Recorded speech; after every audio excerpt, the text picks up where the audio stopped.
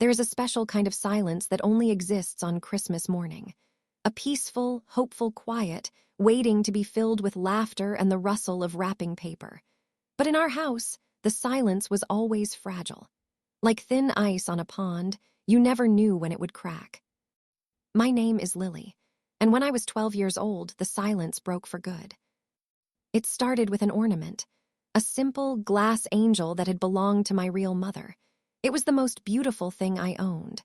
I was carefully placing it on the tree, my heart full of a child's Christmas hope, when she walked in. My stepmother, Evelyn. She moved like a storm cloud, dressed in a silk robe, her face already pinched with disapproval. "What is that cheap, tacky thing doing on my tree?" Her voice was like shards of ice. "It was my mom's," I whispered, holding the angel close. "I just wanted to put it up." "Your mother had no taste," she sneered, snatching it from my hand. "This tree is about elegance, not sentiment." She held the angel by its delicate wing, and for a terrifying second, I saw the intention in her eyes. Then, she let it go. It fell to the hardwood floor and shattered into 1,000 glittering pieces. The sound echoed in the silent room, each piece a fragment of my heart breaking. I couldn't stop the cry that escaped my lips. I dropped to my knees, my fingers hovering over the broken glass. And that's when he came in. My dad. He stood in the doorway, his eyes moving from my tear-streaked face to the shattered ornament, to Evelyn's cold, defiant expression. My heart leaped. He would see. He would finally see. "What's going on here?" he asked, his voice tired. "Lily was careless," Evelyn said smoothly, not a trace of guilt on her face. "She broke one of her old trinkets and is now making a scene, on Christmas morning." I looked at my dad, my eyes begging him to understand. "She dropped it, Dad. She took it from me and dropped it on purpose." My dad sighed, a long, heavy sound. He walked over to me, but he didn't look at the broken glass. He looked at me with a kind of weary disappointment. "Lily, please," he said, his voice low. "It's Christmas, don't make it worse." Don't make it worse. Those 4 words shattered something else inside me, something even more fragile than glass. My hope. In that moment, I understood. He knew. He had to know. But his peace, his quiet life with Evelyn, was more important than my truth. Evelyn gave me a small, victorious smile over his shoulder. I looked down at the broken pieces of my mother's angel, and as the Christmas lights twinkled mockingly above us, I made a silent promise. To my mother, to myself. This was the last Christmas she would ever steal from me. The years that followed were a masterclass in silent suffering. Evelyn's cruelty was never the kind that left visible marks. It was in the little things. The way she'd forget to include me in family photos. The way she'd serve my father a beautiful, home-cooked meal and hand me a frozen dinner. The way she'd talk about me as if I wasn't in the room. "She's so quiet," she'd tell her friends. "Withdrawn, it's a shame, really, after her mother passed." She painted a picture of a difficult, moody child and my father who had slowly become a ghost in his own home, never challenged the narrative. He worked longer hours. He spent his weekends in his study. He became an expert at looking the other way. Our house was beautiful, impeccably decorated, always clean, a showpiece for Evelyn's social ambitions. But it was the coldest place I have ever known. The walls felt like they were made of ice. The one place I found warmth was in my mother's memory. I kept a small box hidden under a loose floorboard in my closet. Inside was a photo of her, the last piece of the glass angel's wing I had saved, and a locket she had given me. On the worst days, I would take it out and remember what it felt like to be loved. I also found an escape: technology. While Evelyn was busy planning charity galas and gossiping with her friends, I was teaching myself how to code, how to edit video, how things worked in the digital world. It was a secret power, a language she couldn't speak. The biggest change came when I turned 16. Evelyn decided our house needed a grand, formal portrait, a symbol of our perfect family. She hired a famous photographer. She spent a fortune on our outfits. The day of the shoot, she fussed over my father's tie, over her own hair, and then turned to me. "Try to smile, dear," she said, her voice sweet as poison. We don't want you to look as miserable as you usually do." The photographer positioned us. My father and Evelyn standing, close together. Me, sitting on a velvet stool in front of them. It was a perfect representation of our family hierarchy. When the large, framed portrait was hung in our grand living room, I would stare at it. There we were. My father looking handsome but distant. Evelyn beaming with triumph. And me in the foreground with a small, strained smile that didn't reach my eyes. I looked like a visitor in my own home. A prop. That portrait became a symbol of everything I hated. It was a lie, frozen in time. A lie everyone believed. But I was learning that the most powerful weapons are often the ones no one sees coming. While Evelyn was building her perfect world on the surface, I was quietly building my arsenal beneath it. I was no longer the crying little girl on the floor. I was becoming someone patient, someone strategic. I was learning to play a long, quiet game, and I was waiting for the right moment to make my move. The moment arrived on the eve of my 18th birthday. Evelyn was hosting the biggest event of her social career, the Winter Diamond Gala, a charity fundraiser for a children's hospital. It was the talk of the town. She had been planning it for a year. Her name was on the invitations. Her reputation was on the line. The house was a whirlwind of activity. Florists, caterers, and event planners rushed in and out. A massive ice sculpture of a diamond was delivered. The living room, with its lying portrait, was transformed into a magical winter wonderland. Evelyn was at her most unbearable. She barked orders at everyone, her voice a sharp whip. Nothing was good enough. The canapés were too small. The champagne wasn't cold enough. She was a queen preparing for her coronation. I stayed out of her way, a silent observer. I watched her preen in her custom-made silver gown that cost more than my first year of college tuition would. I watched my father put on his tuxedo, looking more like a man going to his own execution than a host. "You'll stay in your room tonight, Lily," Evelyn had told me earlier. "This is a sophisticated affair. We don't need any teenage drama." I had just nodded. I had no intention of staying in my room, but I also had no intention of causing a scene. Not the kind she was expecting, anyway. As the guests began to arrive, the city's elite, dressed in their finest, I put on the simple black dress I'd bought with my own saved money. I slipped downstairs, blending into the shadows at the edge of the room. I was invisible to them, just the quiet, withdrawn daughter. I watched Evelyn work the room. Her laugh was too loud. Her compliments were too sharp. She was in her element, basking in the attention.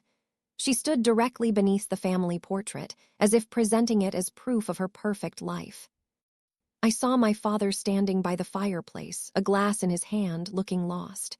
Our eyes met across the room. For a second, I saw a flicker of something in his eyes, regret, maybe, sadness. But then he looked away and the moment was gone. The climax of the evening was the live auction. Evelyn took the microphone, standing on a small stage they'd set up at the end of the room. The giant screen behind her, which had been showing a slideshow of the children's hospital, went dark. "Thank you all so much for coming," she gushed, her voice dripping with false warmth. "Family is so important to me. It's the foundation of everything. And that's why we're all here tonight, to help the children who need a family most." The hypocrisy was so thick it choked me. Family was important to her. She, who had systematically destroyed mine. She continued, "And I'm so grateful to have my own wonderful family here to support me." She gestured towards my father and reluctantly towards me in the shadows. This was it, the perfect stage she had built for herself. It was time to change the show. I took a deep breath, pulled out my phone and tapped the screen. A single word. Execute. For a moment, nothing happened. Evelyn kept talking, smiling her brilliant, fake smile. Then, the giant screen behind her flickered to life. But it wasn't the hospital logo. It was a video. The room was confused at first. Murmurs rippled through the crowd. Was this part of the presentation? The video was shaky, taken from a hidden angle. It showed our living room. The Christmas tree was in the background. And there was Evelyn, her face twisted in a snarl no gala guest had ever seen. "What is that cheap, tacky thing doing on my tree?" Her voice rang out, clear and vicious through the ballroom speakers. The murmurs stopped. A dead silence fell over the room. On screen, my 12-year-old self whispered, "It was my mom's." "Your mother had no taste," Evelyn's recorded voice sneered. The camera angle, from a bookshelf I had placed my phone on, showed her snatch the angel. It showed her let it fall. The sound of the shattering glass echoed through the silent, stunned ballroom. Evelyn had frozen on stage. The microphone was still in her hand, but she wasn't speaking. Her face had gone from porcelain white to a sickly gray. The video cut to another scene, a hidden camera in the kitchen. Evelyn was on the phone with a friend. "The girl is a millstone around my neck. If Robert didn't feel so guilty, we'd have sent her away to boarding school years ago. She's just like her mother, weak." Another cut, her talking to my father. "She's lying, Robert. You know how dramatic she is. She's trying to come between us." Clip after clip after clip. A curated collection of her greatest hits. Every cruel word, every sneer, every lie. All the ugliness she hid behind her perfect makeup and designer clothes, now playing on a giant screen for everyone to see. I stood perfectly still, watching the audience. I saw their faces change. From confusion to shock to horror. I saw them looking from the screen to the frozen, horrified woman on stage to the family portrait on the wall. The beautiful, perfect lie was crumbling before their eyes. My father was staring at the screen, his mouth open. He was seeing it all. For the first time, he was being forced to watch the truth with hundreds of witnesses. There was no looking away. Evelyn finally found her voice. "It's a fake," she shrieked, dropping the microphone. It hit the stage with a deafening thud. "She's edited it. She's a liar." But it was too late. The evidence was too raw, too real. You could see the truth in her eyes on the screen, and you could see the same panic in her eyes now. She turned to my father, her eyes pleading. "Robert, do something." But he didn't move. He just stared at her, and for the first time in years, I saw a different emotion on his face. Not weariness, not avoidance. It was revulsion. The screen went black. The show was over. The only sound in the room was Evelyn's ragged, panicked breathing. The Queen's coronation was over. Her kingdom had seen her for the monster she was. What happens after the world finds out your life is a lie? There is no loud explosion. There is just a terrible, quiet unraveling. The gala ended in a stunned, hurried exodus. Guests grabbed their coats, avoiding eye contact, whispering to each other as they fled our beautiful, broken home. The winter wonderland now felt like a cheap, melted set. The ice sculpture was dripping, like the tears Evelyn was now shedding in her room. She was locked away, but her sobs echoed through the house. They were not sobs of remorse. They were sobs of humiliation, of rage. My father didn't go to her. He walked into his study and closed the door. He didn't come out for the rest of the night.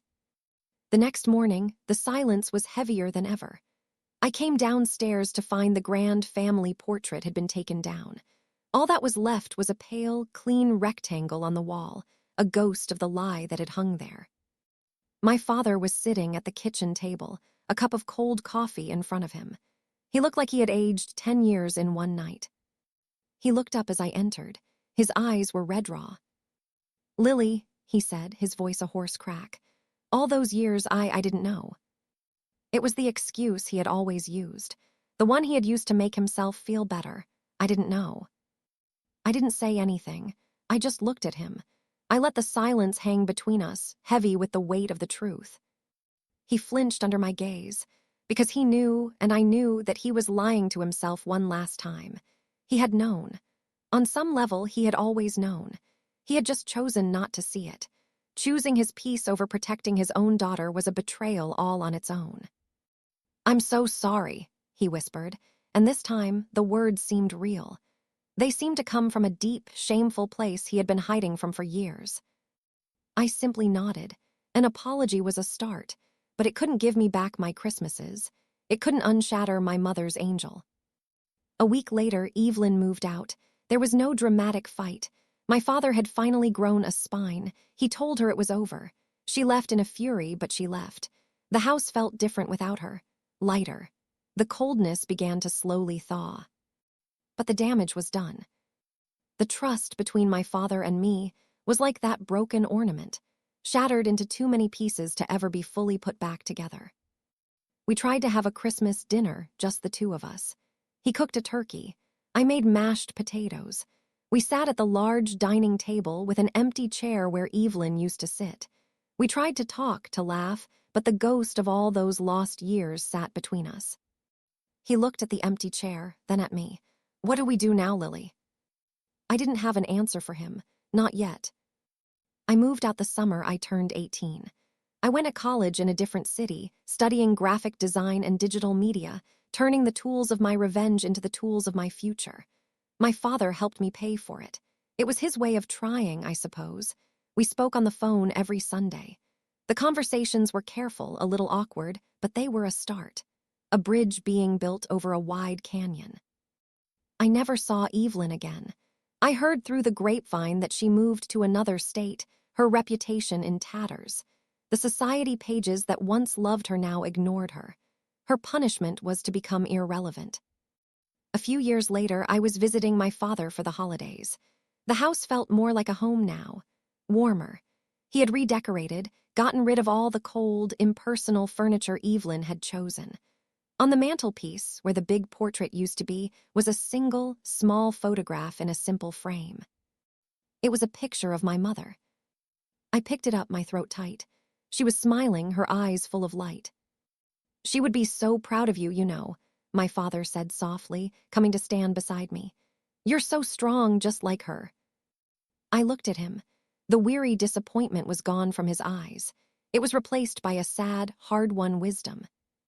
"I'm not strong because of what happened," I said, my voice quiet but clear. "I'm strong because I survived it. There's a difference." He nodded, understanding finally dawning in his eyes. That night, I took a small box out of my suitcase. Inside was the last piece of my mother's glass angel. I had kept it all these years. I went to the living room, to the Christmas tree. It was a real tree this year, not a designer one, smelling of pine and memories. I found a perfect spot, right at the front, and I hung the broken piece of glass on a branch. It caught the light from the tree, sparkling, fractured but still beautiful. It was no longer a symbol of what was broken. It was a symbol of what had been rebuilt, a reminder that even from the most painful shattering, something new can emerge. My revenge wasn't about hurting Evelyn. It was about setting myself free. It was about forcing the truth into the light so I could finally stop living in the shadows. I learned that the most powerful revenge is a life lived well. A life lived with integrity and with the courage to protect your own light even when someone tries again and again to blow it out. The lesson wasn't about the downfall of a wicked stepmother. It was about the quiet strength of a girl who refused to be broken. It was about understanding that sometimes the family you're given fails you. But that doesn't mean you are a failure. It means you have to learn to build your own family. You have to learn to be your own home. And that is the greatest victory of all.